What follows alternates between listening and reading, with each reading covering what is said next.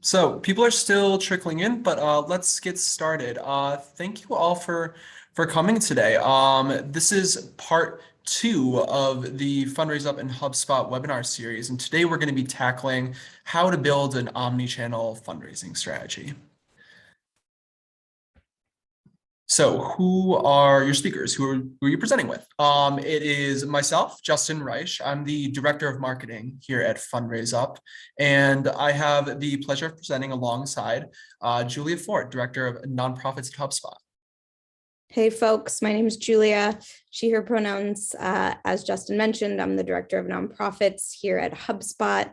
I've been on board almost a full year, which is very, very exciting, and previously spent most of my vocational time in the nonprofit space. So excited to be speaking to you all from kind of both sides of the line today. Yeah, and I myself, I am relatively new to the nonprofit space. I've been in it for about a year now, but before that, I came from other SaaS and technology companies based in New York. So happy to be here at Fundraise Up, though, in Brooklyn, New York. But today, we are talking omni-channel fundraising. So to kind of give you an idea of where we're going to go with this talk, we're going to first discuss what is omni-channel fundraising anyways. Is it just a buzzword? Why does it matter to you? Why should you care? Secondly, we're going to talk about why interconnected fundraising channels are really important and how they can improve your outreach and your connection to your donors. Then we're going to discuss the second part of omnichannel fundraising, which is kind of creating a consistent and personalized donor experience. And then we're kind of just going to discuss how to bring it all together and how Fundraise Up and HubSpot work in concert with each other to make this strategy effective. Awesome. So for the purposes of a few different slides where we're going to ask for your participation as well as ongoing Q&A, I just want to pause and ask that folks either scan this QR code on your phone, it really works, or go to slido.com and put in the code 585085. And this will allow you both to participate in some of the open questions that we're asking, as well as to populate your questions throughout the presentation. And then we will be able to get to those at the end. So please don't put your questions in the chat. It does make it difficult for us to moderate, but we'll get to Q&A at the end of the session. So just pause for Slido here, give it like 15 more seconds. And each time that we ask a question or invite your participation, the joining information will also be provided. So this is not your last opportunity. All right, I'm going to go ahead and jump in. So as Justin mentioned, we're here to talk about omni-channel fundraising. And one of the things that will be super helpful for us to get grounded in is how many folks have heard of omni-channel fundraising before. Spoiler, it was not something that I had heard about prior to the last few years. And I think oftentimes naming conventions can be a little bit tricky to map into the nonprofit space. Awesome. We're very evenly split. Can we get a tiebreaker? All right. I love that. So about 40% of folks have never heard of it. And oh yeah, we're all there. Okay, I'm going to keep us moving. How many of you have heard about the concept of multi-channel fundraising?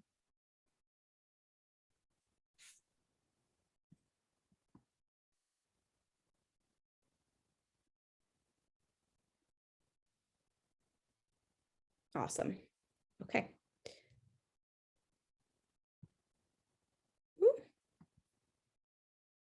Great. It sounds like more folks are familiar with the concept of multi-channel than omnichannel, which is a really good place to kick off for today. So for folks who knew what the two strategies were, bear with us. For those unfamiliar, you are absolutely not alone. When we hear the term omnichannel, we are not talking about something meta.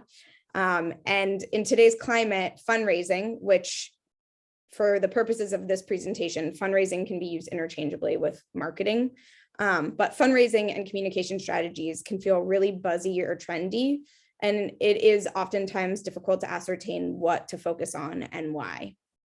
Omnichannel fundraising is a truly holistic bringing together of all of your nonprofit's communication channels. So this includes your on and offline activity, and it moves your end user towards a totally seamless, unified experience. Before we really deep dive into setting an omni-channel strategy and what that looks like and means, let's get to ground on what multi-channel fundraising is. So most of you were familiar with this concept, and it is truly the idea that you are taking a message and spreading it out across all of your different digital channels. This is different from omni-channel in a number of ways. Multi-channel marketing and communication fundraising is linear. So in this approach, how you communicate with your end audience happens on more than one channel, can be on or offline, but the message and presentation between each channel stays mostly unchanged.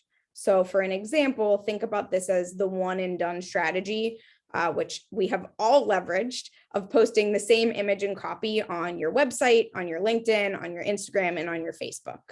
So you're getting the word out, but if one of your organization's champions sees your post or your comms, they are more than likely to have a duplicate experience across platforms rather than something that is both personalized and progressive. So this brings us into a deeper dive of omnichannel. This strategy is incredibly dynamic. It actually centers your end user and builds tailored communication for them, to them, and around them. It moves with that end user along their journey with your organization. And in simple terms, it meets folks where they're at. An omni-channel approach leverages not just the channel of delivery, but serves up content for your supporter depending on their previous engagements with your nonprofit. With each touch point, messaging can be updated. So this provides your supporters with information that is both relevant and convenient. We see the biggest plus of omni-channel strategy to be the ability to deeply personalize your end user's experience. In order to execute on an omni-channel strategy, we have to lay a foundation for success. If you were in webinar part 1 last week, the next few slides will be familiar, but please pay attention to the talk track. I promise it has changed. We cannot talk about interconnected channels without first talking about data. And we know that most nonprofits are collecting data. We also know that most nonprofits are not using said data in their fundraising and communication strategies. On the flip side, we know that most nonprofits really want to better use data in their daily work. And in order to successfully architect and execute on an omni-channel strategy, you have to understand who your end audiences are, and you have to understand from where people are physically located, to what devices they are using, to how they interact with your content, to which topics or subjects they're reading about. And all of this data can support a very comprehensive strategy. Before we get to that strategy, we have to consider how to support you. And when I say we, I mean Justin, myself, Fundraise Up, and HubSpot, have to consider how to support nonprofits in crafting a data powerhouse. So we want to do this in a way that is transparent, clear to your end users. We don't want something creepy. We just want targeted and impactful information delivery that makes sense to the folks who are interacting with you. We also want to give your internal teams easy to use and flexible digital tools that make your lives easier and enrich the end user experience. So this is a crafted and not cobbled approach. As we talked about in our last discussion, we're really seeing this merger of worlds online, and our nonprofit content is going head to head with some of the industry leaders in the for-profit sector, meaning that consumer expectations, donor expectations are incredibly, incredibly high, and we need to meet people where they are. The best nonprofit interactions are really leveraging all different ecosystem tools and serving up personalized content with a consistent brand tone and message. So when we think about an omni-channel marketing and fundraising strategy, we have to consider the life cycle of a supporter. And we need to use data to take folks from being completely unfamiliar with our organization to feeling seen and appreciated and reflected in the way that we are doing our work and sharing our results. So in order to meet folks where they are and to collect important and useful data, we need a number of different tools. Most of us as nonprofits have tools that are housed in a lot of different systems, and many of these systems are not talking to each other. The number of times that we get on calls at HubSpot with nonprofits who have some data in this system, some in somebody's file cabinet, some in a spreadsheet over here, and some in direct mail land where there's only one person in the organization that really knows about it, is vast. And when we're manually importing and exporting information, we are doing things that are far from streamlined. The tax we pay for this cobbled back-end admin experience is actually a muddled front end or end user experience. We often sacrifice simplicity for power or vice versa, and we miss out on opportunities to craft a personalized and compelling experience for the people that we rely on to keep our doors open and our lights on. The solution is to think about what type of communication and fundraising strategy you want to craft, and to ensure that you have the right data to support it. And to do that, you need a tech stack that works for you and for your donors, your volunteers, and your champions. So we craft for growth. A single source of truth for your data will drive your omnichannel comms. With the right tech stack, and let's not forget, ahead of tech stack, a data collection strategy, an overall plan, you can use data to create sophisticated experiences across all donor touchpoints. You can leverage automation, you can create better content, you can effortlessly report on what you're putting out into the world and how folks are communicating with it. And I do want to double down here that this last point around keeping your messaging consistent across all touch points does not mean the same message on all channels. It's really important to think through as we evaluate all of the different tooling, the donation experience in light of an omni-channel strategy. So there are many, many different ways that you can take your content and serve it up through different channels and with different personalized elements to drive conversion at scale. The takeaway really for this section is to leverage compelling content, a cohesive tech stack, and drive your omni-channel strategy. And this, if you ask us, starts with leveraging a powerful CRM and donor management tooling. So Justin's going to take over and talk through how personalization and finding folks in the right channels at the right time drives how Fundraise Up and HubSpot work together to support your omni-channel approach and craft a really beautiful donor experience for your supporters.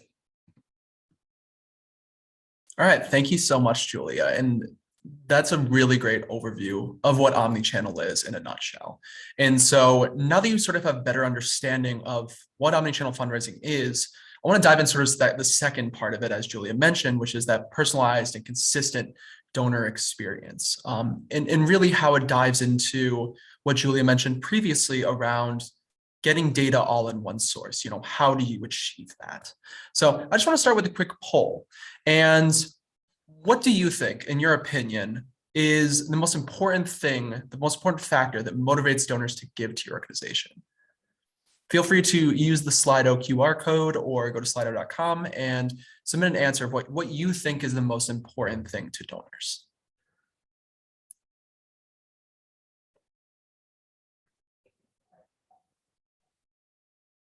Good, nice getting a nice little even spread here again.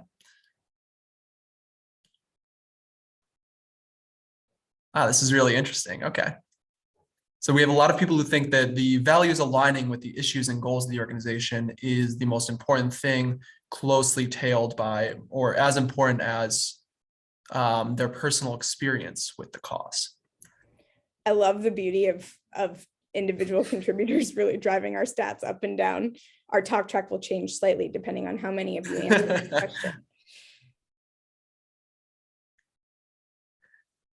Okay, so it might surprise you to learn that according to at least this data from our friends here at Fundraise Up, our friends at American Heart Association, we recently had a tech partner summit with them, and they found that for their donors, the number one thing that motivated them was that if it was a reputable organization. You can see what other factors are important, and really there are a lot of factors that are very important to donors that all have to do with reputability. But the number one factor was reputability and that their donation is going to a good cause. And speaking of reputability, the online experience and how you're leveraging and communicating with your donors in the online space is an incredibly large portion of that. More and more interactions with your donors will become, they'll interact with your profit online primarily. So younger demographics and even not so young demographics, like those in Gen X and Gen Z and millennials, they're increasingly used to streamlined online experiences, one-click buying through Amazon and other e-commerce sites. And they're going to expect that same thing from your organization. And if your donation experience looks anything like this, it might be an issue in terms of how donors see your organization as reputable or not. Having generic donation forms, they can be difficult to navigate. They aren't particularly customized or individualized to the donors. And if you're running a multi-channel or even an omni-channel strategy, you're going to have different landing pages, different content assets that are feeding in from different traffic sources and all interacting together. And keeping those all consistently updated and tailored to the piece of content that your donor is interacting with, it can become a huge challenge. And it's really difficult to keep those pages and that giving experience relevant and consistent for each donor. So let's just take a look at an example of a conflicting donor experience. So this is a major environmental nonprofit that I personally donate to. And depending on how I try and donate to this charity, on the left, we have their experience via their desktop homepage. It's a sequential form. It's not too bad. It's structured to be a little bit more frictionless. And on the right, we have what I get when I click in through an email. As a donor, seeing both of these, I'm a bit confused. Is this even the same site? I have to double check. Is this why is the terminology different around recurring donors? On one, it says recurring, on the other, it says monthly. Why can I even cycle back and forth between these two forms? If you look on the bottom section in small font, it says try our simplified donation form. All this adds up to doubt and friction for the donor and really doesn't keep it consistent across the different channels.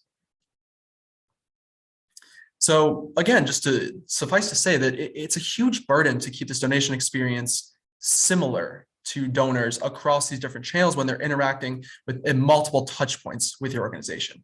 And without that experience being consistent and personalized, the efforts you're taking, all your hard work to bring donors to your website, they're not going to be as effective. And so this brings us back to the Fundraise Up donation experience, which is the same optimized donation experience, no matter how your donors happen to enter your site, whether that's through an email, whether that's through a QR code at a live event, whether that's through Google's paid search ads.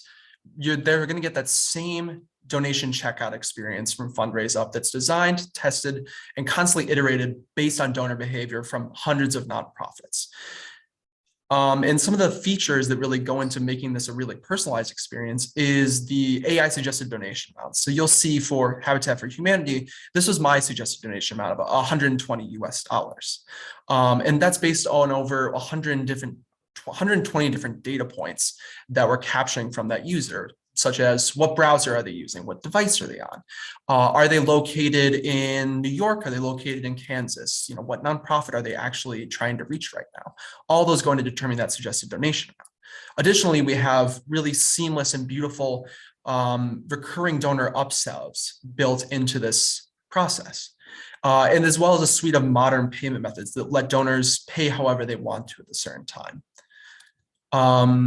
And so all these features really add up to a consistent endpoint for your omnichannel strategy to capture donations and funnel them back into your CRM, in this case, HubSpot. So this sounds really great, right? But how does it really solve the issue of managing multiple landing pages and multiple assets? Isn't that still something that I need to manage? Well, not exactly. And that's because the Fundraise Up donation experience, it's really triggered by a suite of eye-catching, what we call elements or CTAs.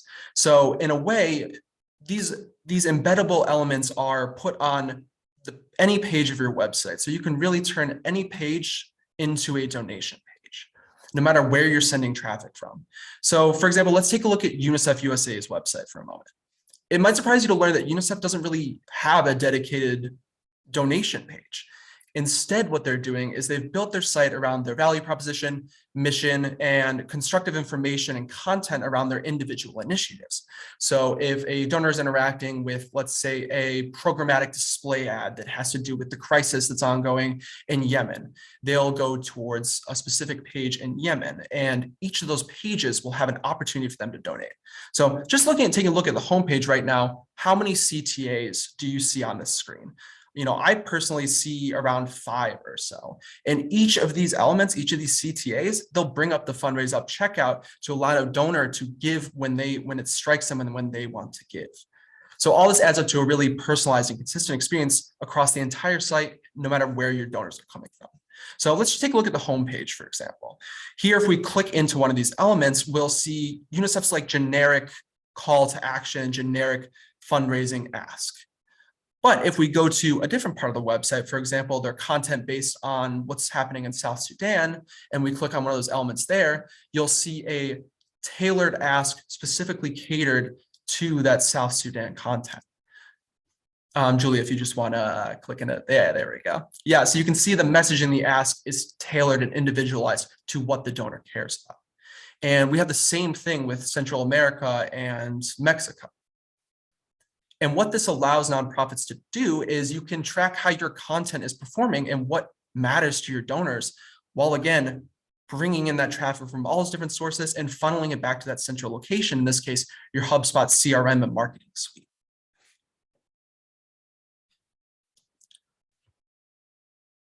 So this is all really great, but what about donors who maybe speak a different language or have additional accessibility needs? How do we keep the donation experience personalized for them when they're also seeing the same influx of content and advertising that your nonprofit is doing? Well, this is where Fundraise Up's international features come into play. So the platform will automatically display things such as suggested donation amounts, elements, currency, country-specific receipts, email alerts, and the donor portal, all in a donor's native language automatically with no additional lift from your nonprofit. You can, add in additional controls based on URL rules and language-specific campaigns that you can run, but it's going to look at the donor's default language and where they are and tailor that messaging specific to them to, again, keep it consistent, not only for the donors who are, let's say you're a single country nonprofit in the US, it's going to keep it consistent, not only for your English language donors, but also for your Spanish speaking donors. And they don't have to lift a finger. They just see what resonates with them in the way that they speak and the way that they choose to communicate. And it's the same thing with those that have special accessibility needs.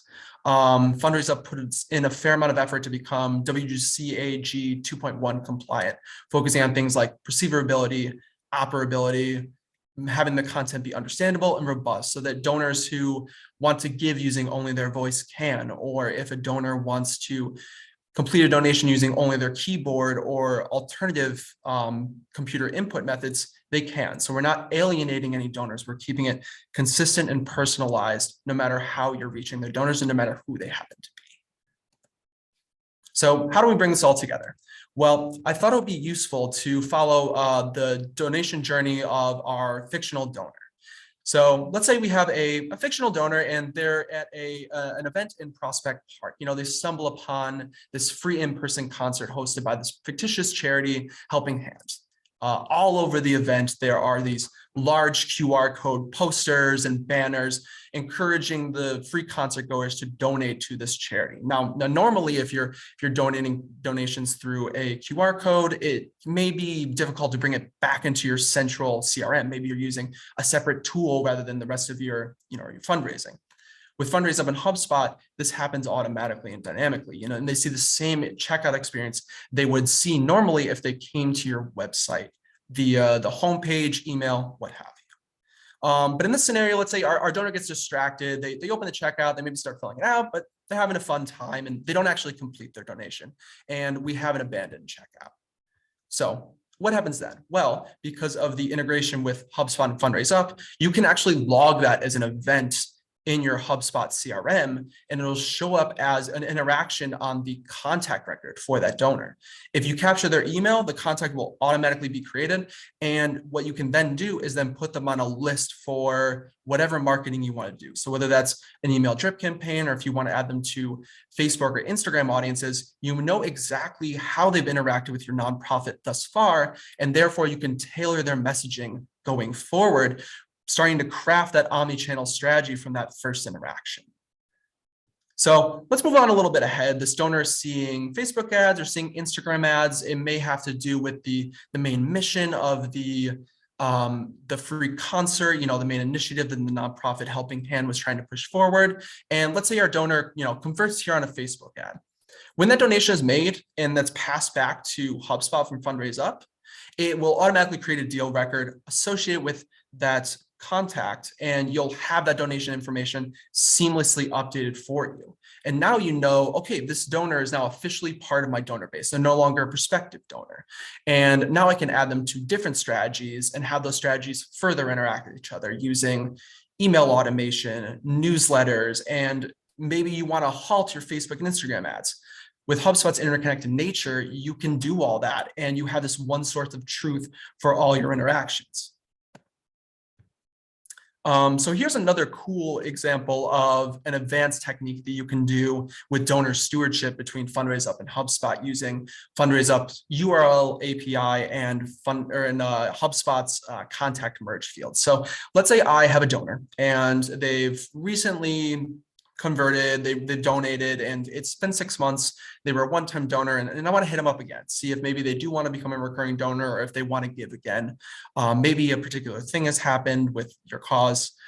What I can do is I can craft a marketing email, and then in that marketing email link, so that CTA right there, what says donate $60 today, I can take and amend to the URL of the landing page a series of a string series. And in that series that is very similar to how you would construct a UTM tag, I can add in the contact's first name, their last name, their email address, the suggested donation amount. And what's really cool is it will automatically begin to render in the checkout. So it'll pre-fill those fields for that donor. And using HubSpot's merge tags, you can do this at scale. So this is kind of a quick run through of what this looks like in the Fundraise Up checkout. So our donors donating, putting in their credit card information, and you can see their name is pre-filled there already. So what you're doing is you're saving your donors time, you're making it easier to give, and it all happens dynamically, and you can do it at scale. And it's kind of a testament to the connection between these two pieces of technology. Thanks, Justin. So just to summarize everything and what we've discussed, with HubSpot, you really do have those interconnected marketing channels. They're no longer siloed, and they can build off each other, and you can build that personalized and consistent donation experience. And you can use a tool like Fundraise Up to be the endpoint of all those interactions, feeding data back into HubSpot, so you constantly know more about how your donors are interacting with your nonprofit and how you can better tailor your messaging.